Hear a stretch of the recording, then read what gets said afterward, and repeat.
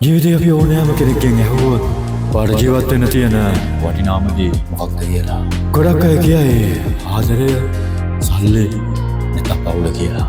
හැබැයි මේ හැම දෙයකටම වඩා යටින් තියෙන මේ ඇහැට නොපෙනෙන එකම එක පදනමක් තියෙනවා. ඒ තමයි විශ්වාසය.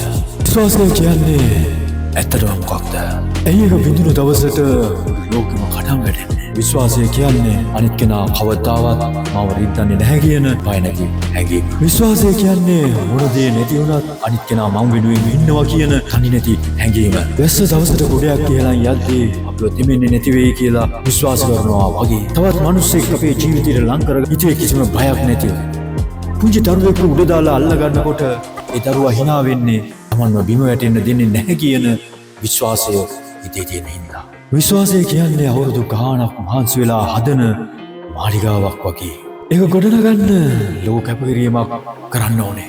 හැබැයි මේ අවුරුදු ගානක මහන්සිය එක තප්පරයකින් එක බොරුවකින් අළු වෙලා යන්න පුළුවන්. විශ්වාසය හරියට කණ්ණාඩියක් වගේ. එකපාරක් විදුනොත් ආයෙත් ඒක අලවන්න පුළුවන් වුණා. ඒක නිරිතලුණු මූණක් තමයි හැමදාම පේන්නේ. එහෙනම් වගේ ජීවිතේ කවුරු හරි වාට විශ්වාසයක් දීලා තියෙනවා නම් ඒක ලෝකෙ තියෙන වටිනාම තෑග්ග කියලා හිතන්න.